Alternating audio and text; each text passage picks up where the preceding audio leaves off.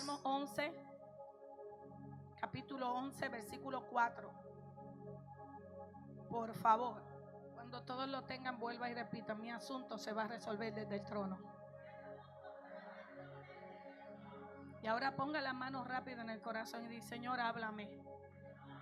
Que yo no salga como la espuma, bien crecido, pero no establecido, sino que tú hables y que cambies todo en mí hoy, para poder resurgir con poder. Amén. Y mira lo que dice el libro de Salmos. Leemos la palabra en el nombre del Dios Trino que está acá. El Señor está en su santo templo. ¿Dónde está el Señor? El trono del Señor está en los cielos. Sus ojos contemplan, sus párpados examinan a los hijos de los hombres. Y si usted lo lee, usted dice: no me hace sentido. ¿Cómo es que el Señor está en dónde? Pero tiene su trono en dónde. Y sus ojos que ven. Y sus párpados que hacen. ¿A quién? Bendita es tu palabra, Señor. Te damos gracias. Gracias, Espíritu Santo, porque tú estás aquí y podemos sentir tu presencia. Permite, Dios, que tu palabra transforme las vidas y nos ajuste a tu voluntad. En el nombre de Jesús. Amén y amén. Pueden sentarse. Como sabemos, este es uno de los salmos que ha escrito el rey David. Diga, el rey David. Y es un salmo que es un salmo dedicado a los justos, y escucha, y a una generación que se ensanchaba, que estaba en crecimiento. Este salmo en específico, ¿verdad? David escribió 73 salmos de 150 que tenemos, pero este salmo específicamente está hablando a los justos y a una generación que estaba en crecimiento, ensanchándose. Pero es importante que usted pueda entender cada parte que identifica este salmo. Este salmo tiene 3 partes, diga, 3 partes importantes. Y lo primero es que está diciendo, escuche bien, la ubicación de Dios. Nos dice dónde está Dios. Segundo, nos enseña dónde está su trono. Y tercero, nos revela en qué se ocupa Dios. Dios mío. Ok, me voy a medicar yo sola. Está diciendo 3 áreas importantes. Es muy corto, pero revela mucho. Me está diciendo dónde está Dios. Me está diciendo dónde tiene su lugar de autoridad. Pero también me está diciendo en qué se ocupa. Satanás no está ocupado ni en tu proceso ni en la prueba. Satanás no está ocupado en la enfermedad que tú estás viviendo. A él no le interesa eso. Él maquinó contra eso. Pero Dios no está preocupado por eso. Dios no se vuelve loco por lo que tú estás viviendo. Dios no está desesperado por la condición que parece. Dios no está desesperado por lo que la iglesia entiende que está viviendo. ¿Alguien sigue conmigo? Entonces es importante que entendamos esto. Cuando yo entiendo eso, yo voy a saber por qué David estaba tan empeñado enseñando aquí que el Señor comanda desde el trono. Por años nosotros hemos estado pidiendo desesperado en todo lugar. Pero los asuntos espirituales que desatan un código, un reino, y sobre todas las cosas, una unción diferente, se desatan desde el trono. Cada persona que tenía una dificultad, escuche bien, no iba corriendo Dios a presentarse a la iglesia. Dios en la palabra se lo voy a demostrar, que cada dificultad de alguien Dios le mostraba dónde él estaba. Lo voy a decir de este lado. Cada vez que alguien venía a gritar, a llorar su problema, a decirle lo que estaba pasando, la mala noticia, la respuesta de Dios era diciéndolo desde donde él comandaba. La respuesta de Dios no es igual a la nuestra. La respuesta de Dios no es igual a lo que nosotros queremos oír. La respuesta de Dios viene desde el lugar donde Él resuelve todas las situaciones, todo el problema, todo el dolor. Y nosotros creemos, si yo me tiro al piso y lloro, Dios me va a escuchar. Usted puede hacerlo en el carro, en el baño, en la cocina, Dios lo va a escuchar. Pero los asuntos sobrenaturales, los asuntos que desatan una gloria pesada, los asuntos que, ya me entendiste, que desatan el lío que hay en tu casa, se resuelven en el trono de Dios. No se resuelven en el suelo, no se resuelven con un amigo. Este es el lugar de comando. Escuche esto. Es un fundamento importante entenderlo. Porque hoy usted va a empezar a ver sus victorias diferentes y las va a provocar. Lo dije de nuevo, usted va a provocar su victoria. Usted se va a dar cuenta, escuche bien, que la vida de Dios camina con usted. Usted no va a salir de aquí con mente derrotada. Usted no va a salir de aquí llorando. Usted no va a salir de aquí diciendo, el diablo me persigue. Más bien usted va a decir, yo cargo el trono de Dios. Yo me muevo con el trono de Dios. El favor del trono de Dios conmigo. Agíteme y se lo cuento. Diga, agíteme. Mire lo que dice el primero que se le revela esto. Isaías 6:1. ¿Está listo? Dile al de al lado, agárrate la peluca, el moño, el traje, los espejuelos. Amo a los calvos, disculpe. Tenemos para ustedes unos regalos. Usted haga proféticamente como que la tiene. ¿Usted está listo para esto? Isaías 6:1 dice, en el año que murió el rey Usías, vi yo al Señor sentado ¿en dónde? Mientras había muerte, Dios se presentó y dijo, se murió uno, pero yo sigo en el lugar de comando. Se murió uno, pero yo sigo en el lugar de poder. Se murió uno, pero yo no me muevo. Se murió uno, pero yo estoy en el trono. Yo vine a hablarle a alguien que va a resucitar.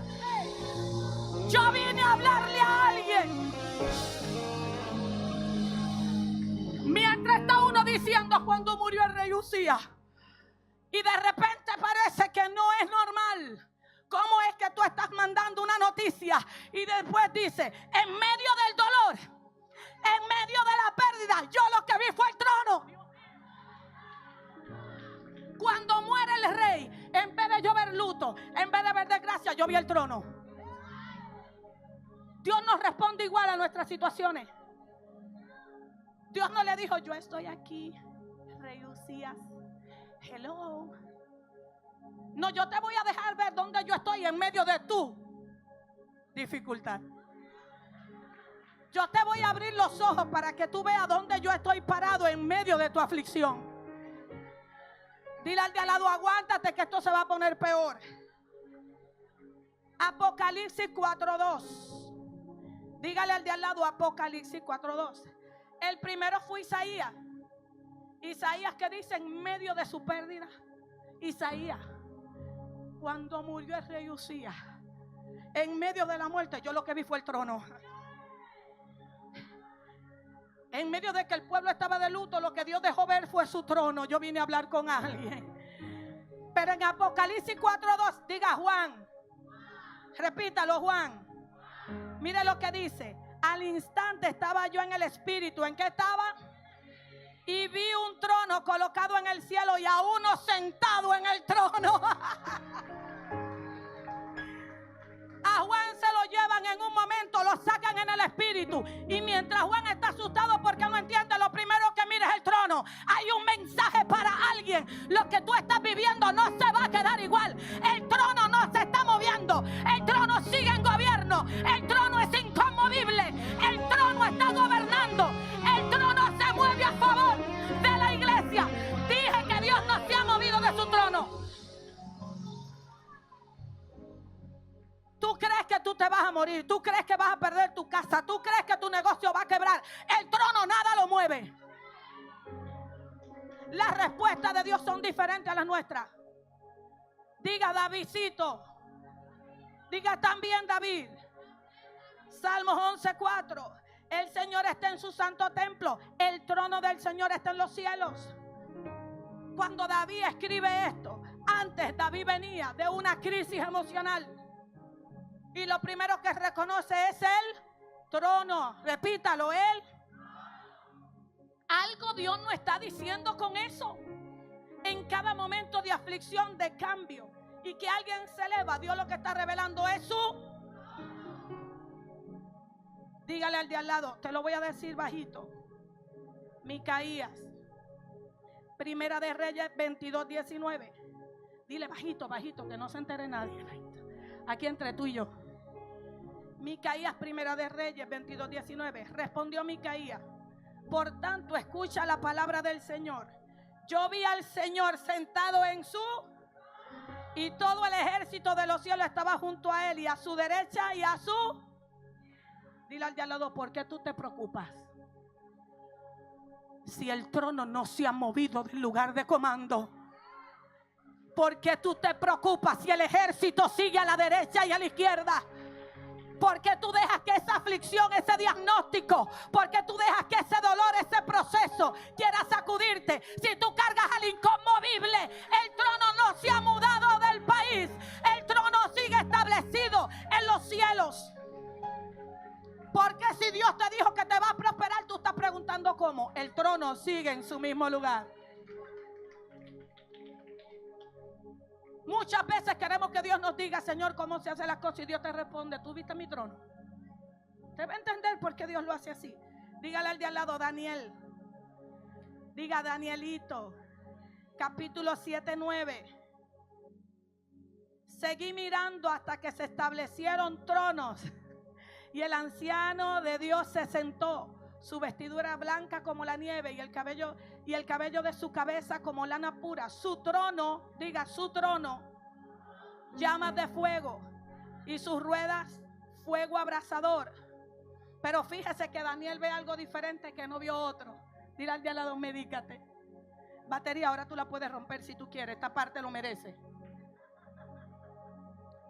Lo primero que dice David, yo seguí mirando, o sea, Daniel estaba, mire, pero ahí dice que él siguió. Quiere decir que él observó más allá de lo que primero empezó a ver. Yo vine a hablar con el baterista y con ella y ya. Oiga lo que está diciendo. Seguí mirando, y después dice algo fuerte. Hasta que se establecieron más tronos.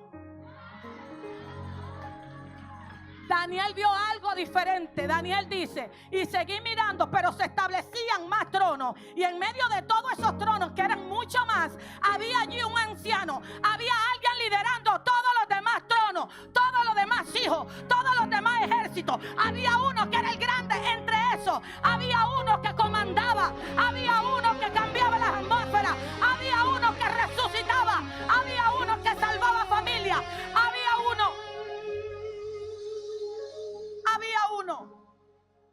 Había uno que cuando el país dice no más documentos, uno dice desde el trono, la nación es mía, la tierra es mía, la plenitud es mía, y los que habitan ahí también son míos.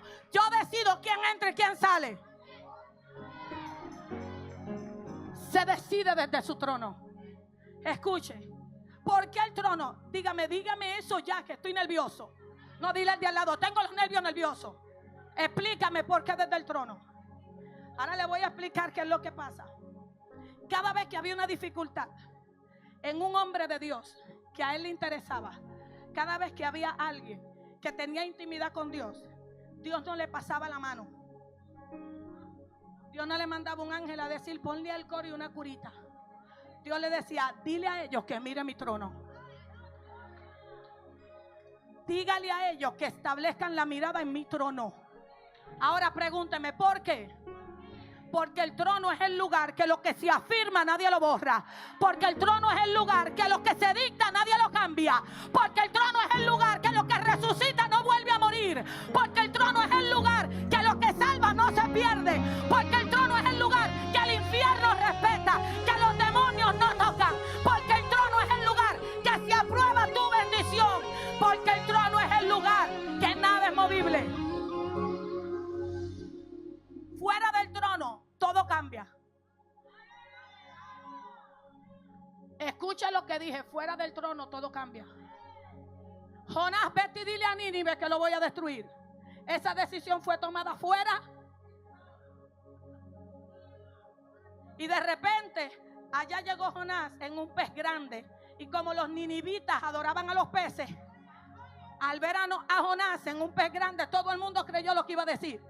Porque Dios sabe darte mensajes conforme a lo que tú sabes interpretar. Dios sabe hablar con sus hijos conforme a sus edades. Si usted no habla en lengua, no se preocupe, que Él le va a dar un sueño. Si usted no tiene sueño, no se preocupe, que Él le va a dar una visión. Si usted no sabe interpretar una visión, no se preocupe, Él le va a buscar un profeta. Pero papá sí habla. Papá habla al pueblo. Papá quiere a su pueblo. Papá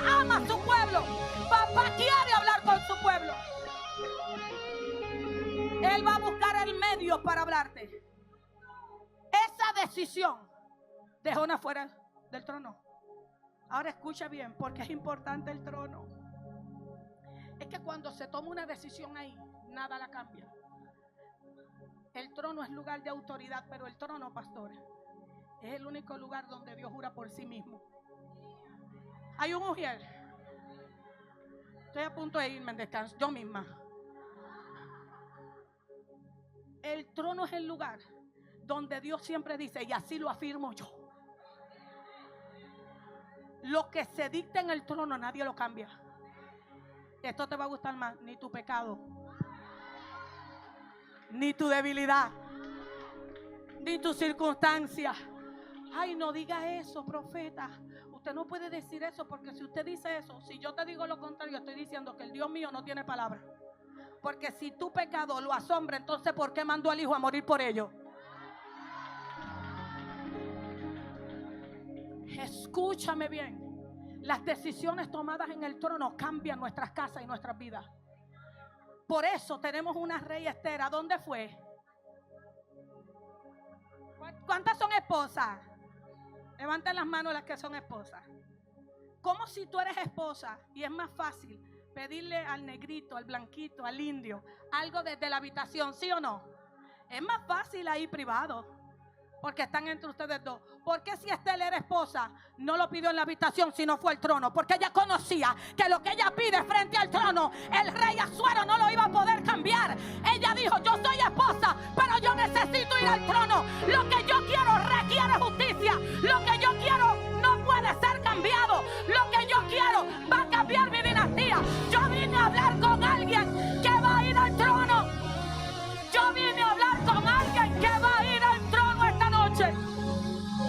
Alguien va a resucitar desde el trono. Tu asunto será liberado desde el trono. No era cualquier lugar que ella visitaba. El problema es que usted está orando en la cocina y llorando encima de la taza de café. Y Dios no me ve, Dios te está viendo. Pero el asunto no se resuelve ahí, se resuelve desde Él. Y usted me dirá, pero es que yo no entiendo. Porque si es desde el trono, ¿qué es lo que usted me está diciendo a mí? Que yo tengo que subir allá porque está allá el trono. Dile al de al lado, hombre, no. Dios siempre nos hace las cosas fáciles. ¿Y le quieres que te diga? Cuando Jesús ya iba camino a la cruz, dijo, ese templo que ustedes ven que tanto adoran va a ser destruido. Sin embargo, yo voy a levantar uno en 3 días. Y ese que voy a levantar en 3 días, desde ahí va a gobernar. Pero no solo yo. También dice Pablo que estamos sentados en lugares y que estamos sentados al ladito de él. Dile al de al lado, tú también cargas el trono. Tú estás cerca del trono. Tú te mueves con una palabra del trono. Tú respiras por una palabra del trono. Tú estás en lugares celestiales. Tú no estás en cualquier lugar. Tú no puedes pedir mirando incorrecto. Espérate que yo necesito decir esto. Yo necesito hablarlo aquí abajo. Porque alguien tiene que entender. Por años la iglesia, ¿usted sabe cómo ha orado? Se lo digo. Mire cómo ha orado la iglesia. Señor, diga, eso está en contra de la palabra. Porque la Biblia dice que Satanás está debajo de mis pies, así que yo oro así. Dando orden, tú tienes que soltar mi casa, porque el que anda conmigo gobierna el trono, y el que está en el trono cambia las cosas, y el que está en el trono tiene poder. Tenemos que empezar a orar desde la decisión correcta, desde la posición correcta. No podemos orar con más ignorancia. No podemos orar con más mente cerrada. No es Satanás, suelta a mis hijos. Es que él no los tiene. Tú no se lo has entregado. Tú no le puedes decir a él, suéltalo. Tú no le puedes pedir lo que tú no le has dado. Tú lo que tienes que decirle es, sal del camino, muévete del camino. Dios habló de mi casa. Dios habló de mis hijos. No le pidas al enemigo lo que tú no le diste. Estamos orando mal. Le da ¿Cuándo lo cogió? Suelta mi finanza. ¿Cuándo se la entregaste? Empecemos a orar con revelación.